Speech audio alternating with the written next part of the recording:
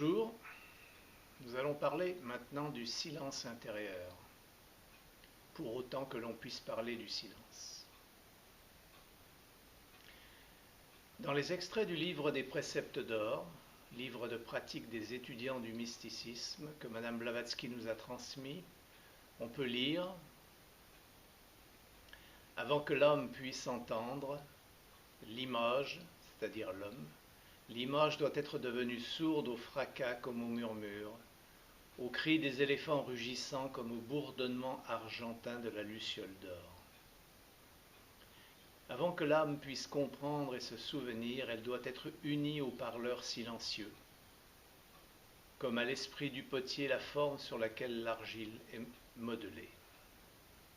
Alors l'âme entendra et se souviendra. Alors à l'oreille intérieure parlera la voix du silence. Krishnamurti nous a souvent dit qu'un esprit méditatif est silencieux. Il qualifie ce silence ainsi. Ce n'est pas un silence que la pensée puisse concevoir. Ce n'est pas le silence d'un soir tranquille. C'est le silence total qui se produit lorsque s'arrête la pensée, avec toutes ses images, ses mots, ses perceptions. Cet esprit méditatif est l'esprit religieux, celui dont la religion n'est pas atteinte par les églises, les temples et les chants. Isaac le Syrien, mystique et grand spirituel de l'Orient chrétien du VIe siècle, écrira « Aime le silence plus que tout ». Ce silence intérieur est décrit dans la plupart des traditions comme la porte d'accès vers le divin, l'unique chemin vers cette communion avec l'ineffable, avec ce qui ne peut être décrit par le mental, mais simplement vécu dans la nudité de l'âme. Le silence est physiquement caractérisé par l'absence de vibrations sonores. Le silence intérieur est bien plus vaste que cela. Il englobe toutes les couches constitutives de l'homme, notamment les vibrations dans le plan des émotions et dans le plan de l'intellect. Essayons de mieux comprendre ce qu'est le véritable silence intérieur, et pour cela, regardons en détail les trois modes dans lesquels nous pouvons en être conscients: le physique, le vital et le mental. Les vibrations physiques, le bruit permanent qui nous environne sont une des constantes dans la nature, que ce soit au milieu d'une grande ville ou au fond d'une forêt. Il est l'une des caractéristiques de la vie sur cette terre. Il est induit par la vie, le mouvement naturel présent dans la manifestation, dans tous les phénomènes physiques. Il est le chant de la vie, et la vie est l'expression du divin.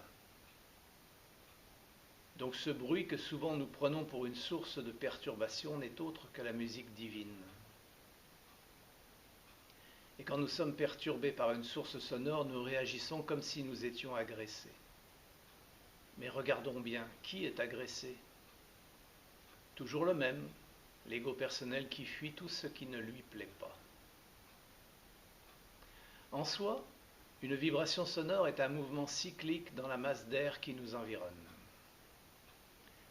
Ce mouvement induit des variations de pression qui sont détectées par notre organe externe de l'audition qu'est l'oreille. Le mécanisme de l'oreille interne est capable de décoder le contenu des ondes sonores grâce à un réseau de minuscules fibrilles de longueurs différentes qui se mettent à vibrer sur leur fréquence propre quand elles sont en présence d'une composante vibratoire équivalente. L'ensemble du spectre de fréquences est ensuite transmis électriquement à certaines zones du cerveau. Là, la physique s'arrête et la psychologie moderne prend le relais pour expliquer les mécanismes d'interprétation du signal. La physiologie occulte de l'homme, telle que nous pouvons la comprendre dans les traditions antiques, synthétisées par l'enseignement théosophique, comprend un étage supplémentaire dans la chaîne de traitement du signal sonore, comme de tous les autres stimulus externes parvenant à nos organes des sens. Il s'agit de la transformation du signal perçu par l'organe physique en une sensation.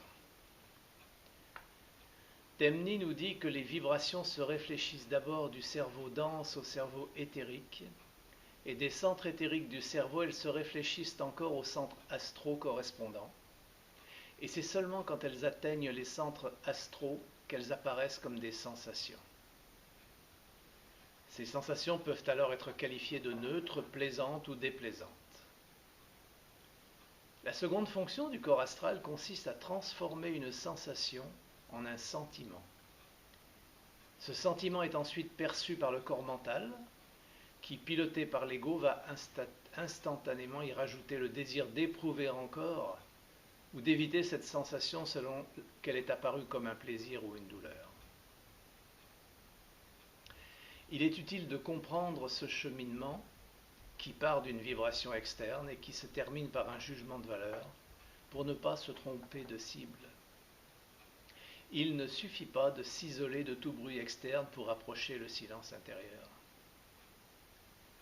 Un environnement calme est certainement propice au travail spirituel, mais il n'est pas suffisant. Les premiers pères chrétiens ont été appelés les pères du désert. Ils sont passés par le désert physique pour atteindre le désert intérieur. Cela leur permettait de rompre avec la famille, la société, les codes de conduite, afin que l'oreille puisse s'ouvrir au silence et faire place au rugissement de la réalité pure. Cette tradition est encore aujourd'hui celle des ermites en Occident, des yogis en Orient. Dans l'Église chrétienne d'Orient, on la connaît sous le nom d'hésychasme. Un des maîtres occidentaux de ce courant spirituel durant le début du 5e siècle de notre ère se nomme Saint Jean Cassien de Marseille. Le but de sa démarche est l'atteinte du royaume des cieux qu'il définit comme le royaume où l'esprit règne sur toutes nos facultés sur la terre comme au ciel. Car c'est le même et unique esprit qui est en Dieu et qui est dans l'homme. Le royaume, c'est encore le règne de l'amour dans un être humain, l'amour qui informe les autres facultés et les dirige. Saint Jean Cassien va décrire le chemin, la méthode pour atteindre ce royaume. Il l'appelle la purification du cœur. L'aboutissement de la pratique, dira-t-il, est de purifier l'esprit et le cœur et de les rendre libres à l'égard des passions. Il décrit un état de liberté et de non-attachement, y compris aux choses subtiles comme les pratiques spirituelles, les doctrines, les expériences et sensations célestes. Ces dernières sont décrites par Madame Blavatsky comme la salle d'apprentissage, le monde des perceptions supersensorielles. Elle nous dit, dans la voix du silence, « Aucune fleur cueillie dans ces régions n'a encore jamais été rapportée sur terre sans un serpent enroulé autour de sa tige. C'est le monde de la grande illusion. » La purification du cœur est un travail permanent. Ceux qui oublient de garder pur le miroir de leur cœur, qui s'attachent aux images et aux reflets qui y passent, ne verront pas la pure lumière. La pureté du cœur n'est jamais acquise une fois pour toutes. Chaque matin, il s'agit de laver le miroir de toutes ses empreintes. Pour se maintenir dans cet état de vigilance et d'amour, Saint Jean Cassien rappelle que la prière perpétuelle est le bateau qui transporte vers le divin. Il nous dit « Toute la fin du moine et la perfection du cœur consiste en une persévérance ininterrompue de prière. Autant qu'il est donné à la fragilité humaine, c'est un effort vers l'immobile tranquillité d'âme et une pureté perpétuelle. » Dans cette tradition, l'hésychasme, on raconte l'histoire d'un certain Arsène qui, cherchant des méthodes pour venir à bout de son mal-être, demanda à Jésus ce qu'il fallait faire pour être sauvé, c'est-à-dire, pour les anciens, être en pleine santé physique, psychique et spirituelle. Celui-ci lui répond par 3 paroles brèves. Fuis, tais-toi et connais le repos.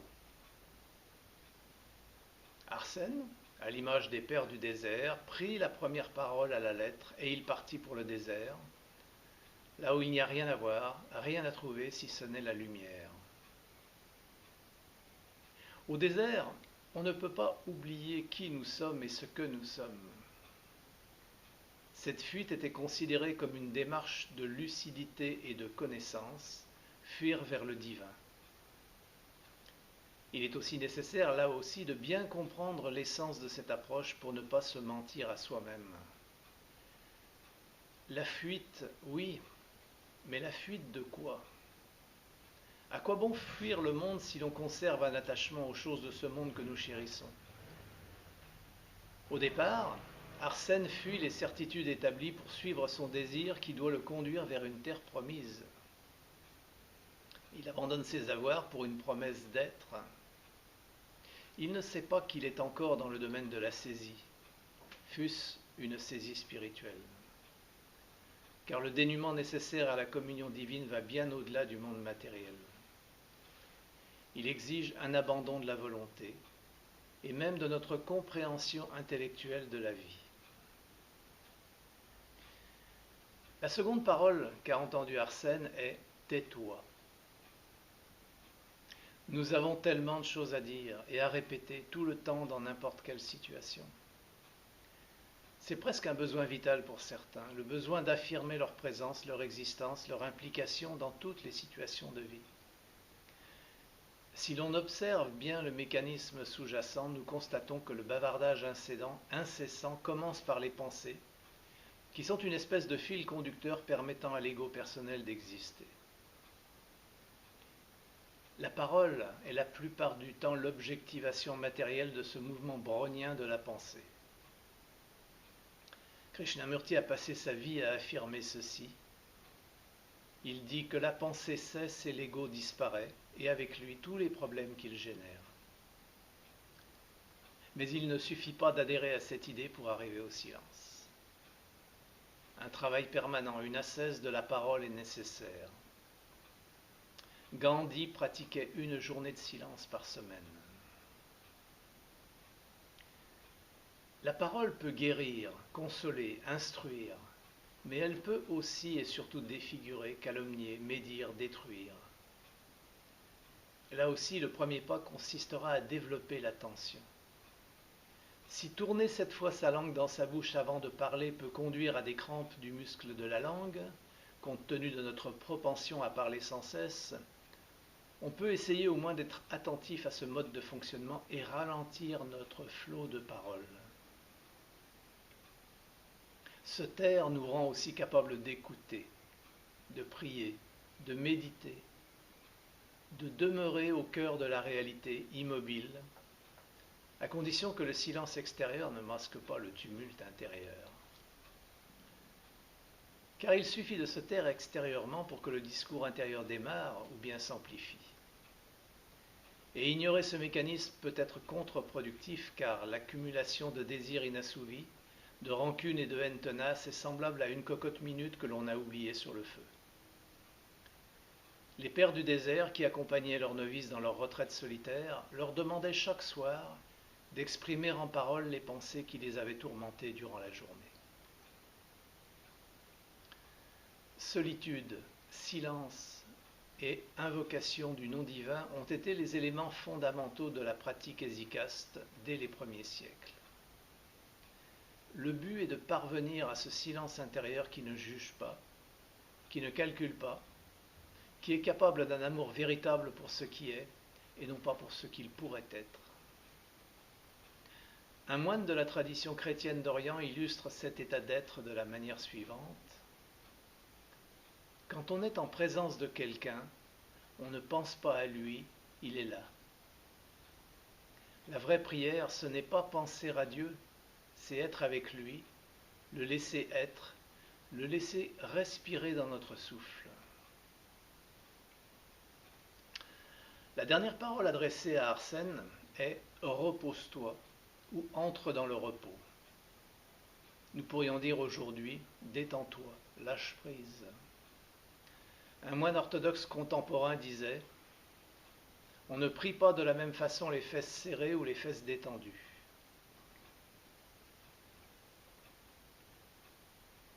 Dieu est le même que nous soyons crispés ou détendus, c'est vrai, mais l'homme tendu est moins ouvert à sa présence. Dieu est partout, c'est exact, mais Dieu n'est partout que là où on le laisse entrer. Denis l'Aréopagite l'exprime par ces mots dans sa théologie mystique. Il dit « Exerce-toi sans relâche aux contemplations silencieuses. Laisse là toute sensation, toute spéculation sur l'être et le néant. Sois libre à l'égard du sensible comme de l'intelligible. Ainsi, selon ta capacité, tu t'élèveras par la non-saisie et le non-savoir dans l'ouverture où tu es un avec ce qui est en amont et au-delà de toute essence et de toute connaissance. » La non-saisie et le non-savoir sont des pratiques de détente et d'ouverture de tous nos modes de perception sans rien objectiver. Elles préparent au laisser-être. Plotin disait « Retranche-toi, retranche tout et vois ». C'est dans ce laisser-être que nous avons accès à la splendeur de l'obscur et lumineux silence libre et dégagé de tout. Lâcher prise, dénouer l'emprise de l'ego. Un maître tibétain contemporain parle de non-vouloir. Il dit « Cesse de faire, cesse de forcer, cesse de vouloir, et tout se trouvera accompli naturellement. » Le silence intérieur est un état d'âme où la quiétude parfaite règne. Car le moindre mouvement, la moindre préoccupation fait s'évanouir les ikyas. C'est aussi ce que nous dit la voix du silence. Elle dit « Fais taire tes pensées et fixe toute ton attention sur le maître que tu ne vois pas encore mais que tu pressens. Une seule pensée donnée au passé laissée derrière te fera retomber et il faudra recommencer l'ascension. » Cette dernière parole adressée à Arsène appelle en réalité l'apaisement du mental, la cessation de la pensée. L'apaisement du mental commence par un lâcher-prise de ce que nous qualifions de nos soucis. Un autre moine syrien du VIe siècle, Jean Climac ou Jean le Sinaïtique, l'illustre ainsi. Qui veut mettre en présence de Dieu une intelligence pure et se laisser troubler par les soucis, ressemble à un homme qui serait solidement entravé les pieds et qui prétendrait hâter le pas. L'œuvre principale de l'Hésikia est une équanimité parfaite à l'égard de toute chose, raisonnable et déraisonnable. Après le calme mental vient la cessation de la pensée. L'oraison spirituelle est l'élimination des pensées, l'oubli de soi. Là encore, soyons attentifs à la démarche. Nous partons en général d'un fort désir de sortir de notre mal-être. Ayant lu ou entendu que la solution passe par l'élimination des pensées, l'oubli de soi, nous décidons d'engager notre volonté et notre énergie dans cette direction. Nous disons « je vais travailler sur le silence mental, l'oubli de soi ». Et nous retombons dans la même prison, celle de l'ego qui ramène tout à lui. Cessez de vouloir être quelqu'un, cessez de vouloir faire. Voilà ce qui est le plus difficile, ce qui semble pour l'ego personnel complètement insupportable. Et tant que l'appel de la voix intérieure n'est pas perçu suffisamment clairement, nous allons continuer à tourner en rond à l'intérieur de cette forteresse que l'ego personnel a construite et qu'il défend chèrement. À ce stade, 2 clés peuvent être utiles pour progresser sur la voie sans trop s'embourber dans les bas-côtés de l'ego personnel. Confiance et humilité. Confiance dans le tout, confiance en le divin, dont nous sommes une étincelle. Confiance dans les enseignements et les récits de vie des pèlerins qui nous ont précédés et qui ont ouvert quelques pistes et laissé des témoignages de leur voyage spirituel. Confiance dans les modèles de l'univers et de l'homme que les enseignements des traditions anciennes nous ont légués et que l'enseignement théosophique a synthétisés. Il ne s'agit pas de croyance, car la croyance sans aucun fondement est similaire à la marche d'un aveugle au bord d'une falaise. Elle a conduit et elle continue à conduire les hommes et les peuples à se massacrer depuis des millénaires. La confiance dont nous parlons est similaire à la foi, fondement de toutes les religions véritables, qui consiste à suivre et pratiquer les enseignements et ainsi découvrir, expérimenter les étapes qui conduisent au divin, chacun selon sa nature et son rythme. L'autre grand secret de la paix intérieure s'appelle l'humilité. La voix du silence, à nouveau, nous le rappelle, quand elle nous dit « Sois humble si tu veux atteindre la sagesse, sois plus humble encore si tu as conquis la sagesse. » L'humilité, c'est être vrai, être ce que l'on est, pas ce que l'on prétend ou veut être. S'accepter tel que nous sommes, sans aucune prétention à être autre chose que ce que nous sommes. L'humilité n'est pas une qualité qui peut se cultiver. La seule chose que nous puissions développer, c'est cette capacité de voir, de nous voir sans aucun déguisement et bien entendu sans jugement de valeur. Donc la pratique de l'hésikia, fuir, se taire et lâcher prise, est une route vers le silence intérieur. Mais comment fait-on au XXIe siècle? Cette pratique est-elle toujours abordable? Dans nos sociétés modernes, tout semble s'opposer à ces pratiques. Fuir, les modes de vie sociétales sont de plus en plus basés sur le regroupement, l'agglutination dans les villes et des dépendances matérielles de plus en plus poussées. La plupart de nos comportements sont fortement conditionnés par cet environnement. Les villes sont de gigantesques ruches humaines, avec la différence que dans une ruche d'abeilles, tous les individus travaillent ensemble pour le même objectif. Sortir de ces ruches demande un effort très important. Et alors, on part en vacances à l'étranger, dans une autre ruche. Et si l'on va dans le désert, c'est peut-être pour participer à un rallye. L'homme moderne n'est plus nourri dans sa dimension divine. Mais rappelons-nous, quand Arsène parle de fuir, c'est surtout de fuir loin de ses certitudes établies.